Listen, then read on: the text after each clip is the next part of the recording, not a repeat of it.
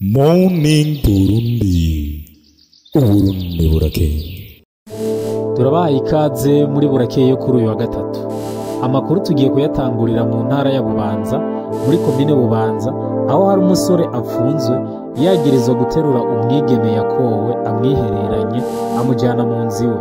Neza na neza, ibi vyabereye ku mutumba wa Ngara muri zone Muramba komine n'intara ya Bubanza, aho umusore umwe yaterura umwigeme yari yavuye gusenga kuri uyu wa 24 Munyonyo 2024 mu misa yari yiviriyemo uyu mwigeme, imisa ya saa 5. Inyuma rero yo kumuresha akamwangira, uyu musore yoba yagize jaruzi kuko yari asanzwe akunda uyu mukobwa cyane. Yarakunda uyu mukobwa akamushaka cyane, ndetse akaba yaramwirutse inyuma igihe kinini yinya.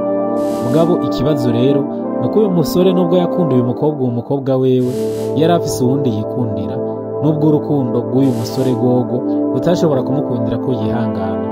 Uyu mwigeme rero bikavugwa yuko yari yarakowe, yarasanzwe afise umufyanse ndetse yimirije mariage.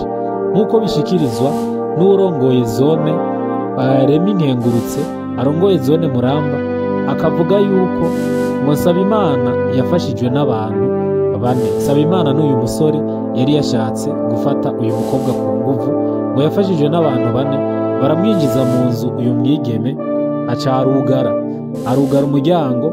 Ababibonye bagerageza kumwugururiza ko umuryango, ariko aguma yugaye. Niho baca bafata ingingo yo kubomora umuryango, babomora urugi bakoresheje ishoka. Uyu musore aguma indani n'uyu mukobwa. Niho rero nkuko bishikirizwa kandi na Remi Nkengurutse, ngo uwo mwigeme yari yimirije kandi kugira ubugeni. Uyu musore rero akaba yagize jaruzi, akaba yamugiriye ishavu yuko uyu mwigeme yahisemo uwundi musore, ntiyamuhitamwo wewe akamwanka, maze agashaka kumuforsa, agashaka kumuhatiriza yuko babana. Ngo iyi niyo mpamvu rero uwo musore yashaka kumusivya yuko azosiba ubugeni cyane kugira ngo amurarane, maze uyu musore nawe azomwanke kuko azoba yaraye ku wundi mugabo. Abajeje intwaro rero ngo baciye bamufata uyu muhungu, akaba apfungiwe mu gasho k'Inyamiramabi aho nyene mu ntara ya Bubanza. Iyi nkuru rero tuyikesha ikinyamakuru Jimbere, aho kivuga yuko umukuru w'iyi zone amenyesha yuko uyu musore apfunzwe kandi uyu musore agiye gukurikiranwa kuko iki cyaha yari yakoze gihanwa n'amategeko, na cyane cyane yuko uyu mwigeme atawuzi ivyo yagomba aje kumukorera. Ayandi makuru tugiye kubabwira avugwa muri sport, aho umugwi urunani wari waserukiye Uburundi muri za nkino zo kurondera itike izobashikana mu nkino mpuzamakungu za Afrika muri basket arizo BAL. Urunani warangije iri higanwa urangirije ku ntsinzi bigoranye. Ni umugwi w'urunani wari wagiye muri Kenya, wejeje gutsinda iyindi migwi bari bagiye barahura mu gice ca mbere c'inzira yo kurondera iyi tike yo gushika mu nkino mpuzamakungu za Afrika muri basketball. Urunani rero bakaba bari bafise icizere kidasanzwe, ndetse bashika batsinda inkino zabo zitatu za mbere. Imigwi imwe bakaba bayitsinze bayirusha bafise ikinyuranyo c'amanota menshi, aho batsinze imigwi itandukanye kandi va mu bihugu bitandukanye itari isanzwe yoroshe. Urunani rero vyaje kugorana gatonya igihe bakina urukino rwa demi-finale rwari gutuma urunani ruca ruronka itike yo gushika muri BAL. Vyari gutuma urunani ruca ruba umugwi wa mbere mu Burundi ushitse muri izi nkino mpuzamakungu za basketball ku mugabane wa Afrika, ndetse rero urunani rukaba rwinjiye mu amateka atari bwakogwe n'umugwi n'umwe hano mu Burundi. Ariko rero ntivyagenze neza, urunani rwaratsinzwe rutsindwa n'umugwi wo muri Cape Verde, aho urunani rwananiwe ku kanyuma, ndetse uru rukino rukaba ariko rwababaje abakunzi b'urunani cyane gose. Ni urukino rero inyuma yabo abantu bafana urunani canke abarundi bakurikirana urunani bagiye bibaza ati bigiye kugenda gute ko uru rukino rwari rwo mahirwe ya nyuma, na cyane cyane yuko imigwi ironka qualification canke imigwi ironka uburenganzira bwo gukina zino nkino ari imigwi ibiri iba yatsinze mu duce tubiri tw'aya mahiganwa, Conference Est na Conference West. Iyo migwi rero ikaba yari kirahura ugutandukanye. Urunani rwariko rurakina mu mugwi wa Conference Est, rukaba rwaratsinzwe rero, bica bituma urunani amahirwe rusigarana ari gihamana. Mu gihe rero imigwi ibiri imaze kuronka itike yo gushika muri bare muri izi conference yamaze kuboneka, urunani rukaba rusigaranye amahirwe ya nyuma. Rusigaranye amahirwe ya nyuma yuko rushobora kubandanya nk'umugwi wa gatatu watsinzwe neza. Ni ukuvuga umugwi watsinzwe amanota make, hari ibiharuro bazogenda barabiye ku yindi migwi yabaye iya gatatu. Ni mu gihe urunani intsinzwi imwe rwagize ari iyo muri demi finale rukaba rwarushijwe amanota 9, ndetse urunani rukaba rugifise rero amahirwe, ariko rukaba rudafise amahirwe yayandi ruzokorera. Ubu ivyo kuja muri bare ntibikiri mu maboko y'urunani, kuko urunani rwarangije ihiganwa. Abakinyi b'urunani nubwo bari bitwaye neza, bakaba batashe basigaye basenga ari manama ati bizogenda gute. Ni ukuvuga bazotoramwo umugwi umwe muri conference Est na West, umwe woba warabaye uwa gatatu mwiza. Ni ukuvuga umwe woba waratsinzwe amanota makeya canke woba waratsinze amanota menshi. Urunani rero bakaba baraye batsinze urukino rwabo rwa nyuma, ariko ivyo kuja mu gice gikurikira bikaba ari ivyo kubangira muri urwo rukino rero rwo guharanira ikibanza ca gatatu mu ihiganwa rya Elite 16, arivyo bitwa kandi ngo ni inzira ishikana muri bare, ryariko ribera mu gihugu ca Kenya. Urunani rukaba rwatsinze umugwi wa City Oilers, rwari rusanzwe kandi rwaratsinze igihe bahura mu nkino zo mu majonjora. Urunani rukaba rwatsinze amanota 77 ku 75, rukaba rwarushije amanota 2 uyu mugwi. Amanota ya nyuma yatsinzwe na Boissy, umukinyi Boissy yasanzwe ari we kandi yafashije urunani gutahukana igikombe cyo mu Burundi igihe bariko bakina na Dinamo, ndetse agatsinda amanota menshi cyane. Mu gice ca nyuma hasigaye iminota 3 gusa, agatsinda amanota 3 inshuro 5. Uyu Boissy rero yasubiye kubikora, atera amashuti mw'igori canke atera umupira mw'ifire ku kanota ka nyuma, ku masegonda ya nyuma, arivyo vyahesheje amanota urunani yatumye rutahukana intsinzi. Hari hasigaye imisegonda 4 gusa. Murumva yuko urukino rwari rusa n'uruheze. Urukino rurangiye rero urunani rwari inyuma inota rimwe, urunani rufise amanota 78 ku 75. Niho rero hasigaye amasegonda 4 umukinyi Boissy Jean Jacques yaciye ateramwo amanota 3 ahitaha intsinzi umugwi wiwe urunani rurangiza ku ntsinzi nziza, ndetse rurangiza ku munezero rusubiye guha abakunzi bago. Ariko rero gushika muri kano kanya urunani rwaciye ruheza ari urwa gatatu inyuma y'umugwi wa Nairobi City Founder ndetse na Kiriol Star. Ivyo kuja rero muri bare ku nshuro ibare igiye kuba ku nshuro ya 5 navyo nivyo kubangira, kuko mu byo baraba kugira ngo batange ikibanza ca gatatu ivyo bitwa wild card, umugwi utumiwemwo utaronse uburenganzira bwo kujamwo bugiye bwihuta canke biciye mu kurondera qualification. Harimo uko imigwi yitwaye neza, uko urwo rukino rushigikiwe muri ico gihugu, isanamu urwo rukino rufise mu gihugu no mu karere, uko urukino rukundwa, inguvu zikoreshwa kugira ngo urwo rukino rutera imbere n'ibindi.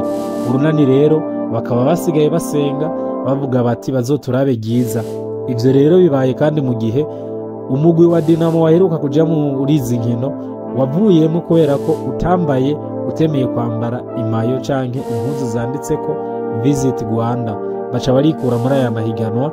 Ni mu gihe rero ubu muri kino gihe ishirahamwe ry'umupira w'amaboko basketball canke ishirahamwe FEBABU mu Burundi ririko rirariha amande ryaciwe kubera iyo ngingo umugwi w'urunani wafashwe kugira ngo wikure mu ihiganwa wase kwambara umwambaro iyindi migwi yahora yambara wanditseko Visit Rwanda.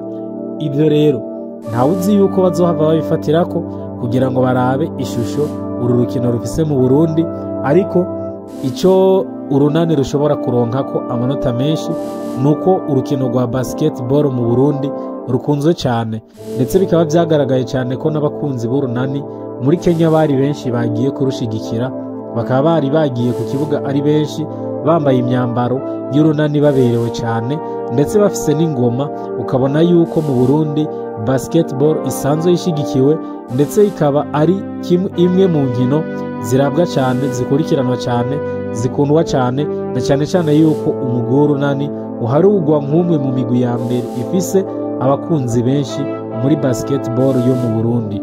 Urunani rero rukaba rutahukanye intsinzi n'umunezero, ariko ivy'itike yo kugira ngo bashike mu nkino za BAL bikaba ari ivyo kubangira. Tukaba tubipfurije yuko bagira amahirwe ndetse bagashikana Uburundi muri iki gikombe, basanzwe abakunzi b'umupira w'amaboko basketball mu Burundi barindiranye igishika kubona umugwi w'Uburundi uri kurakina zino nkino mpuzamakungu zisanzwe zifasha mu kwerekana ishusho ryiza rya siporo mu gihugu runaka. Igihugu kiba carungitse imigwi, umugwi utsinze kiba ari igihugu gitsinze, urunani rutsinze buba ari Uburundi butsinze, ndetse baba ari abarundi bose batsinze. Urunani rero ni umugwi wo gukeza cyane ku kuntu witwaye, kuko no mu rukino watsinzwe wari wagerageje, na cyane cyane yuko urunani rwatsinze amanota menshi rukaza kurushwa ukanyuma ari byo bihe bibi urunani rwaba rwaragize muri iri higanwa. Ibisigaye byose bikaba byari ibintu byiza, ndetse n'ubushikiranganji bukaba bwarakeje urunani igihe rwashika mu nkino za demi-finale canke muri kimwe cya kabiri gishira icanyuma. Amakuru ngo nta terambere rishoboka kandi ntirizigera rishoboka, ntigigeze rishoboka mu gihugu mu gihe hari abagwizatunga bamwe bamwe baciye baza ko bazotunga babanje kwiba amakori n'amatagisi leta. Ivyo bivugwa n'umushikiranganji mu vyajejwe harimwo ikigega ca leta Audace Niyonzima kuri uyu wa gatatu Kigarama 2024, aho yari yaserukiye umukuru w'igihugu nyenicubahiro Evariste Ndayishimiye, aho ikigo kijejwe gutororokanya amakori n'amatagisi OBR cari kiramutse gihimbaza umunsi wahariwe umutangakori. Uwo munsi wahariwe umutangakori wahimbaje ku civugo dutange neza amakori n'amatagisi dushike ku Burundi bwifashe. Iki rero uyu munsi ukaba waje mu kigo OBR, aho bari baherutse kugira igihombo mu mezane aheruka canke mu gice ca mbere c'amafaranga leta izokoresha. Bakaba bagize igihombo c'imiliyaridi 110 yabuze mu kigega kuyo bari bategekanije gutoza mu mezane aheze, nk'uko vyashikirijwe n'umushikiranganji mu byo ajejwe harimwo ikigega ca leta. Ibi rero bikaba vyatumye umushikiranganji asaba abandi bashikiranganji yuko bokoresha amafaranga neza, bakayakoresha ibikenewe, bakakora ibikorwa nyamukuru, ibikorwa bito bito canke ibikorwa bitihutirwa, bakabanza bakabangira kubikora kugira ngo habanze hasohoke ingene amafaranga y'igice ca kabiri leta izokoresha atunganijwe muri uyu mwaka w'2024 ushira 2025. Ni mu gihe kandi Uburundi buca bwakira inama mpuzamakungu izohuza abashoramari canke abagwizatunga bavuye hirya no hino ku isi, abanyamigambi basanzwe bakorera mu gisata c'abigenga ndetse n'abakorera mu gisata ca leta. Bakaba bazohura kugira ngo baganire ingene boshira imitahe yabo mu Burundi, bakugurura amashyirahamwe mu Burundi mu bisata bitandukanye. Uburundi busanzwe bufise ibisata byinshi vyojamwo imitahe canke vyoshigwamwo imitahe, hanyuma abantu bakunguka ndetse n'Uburundi bukahungukira.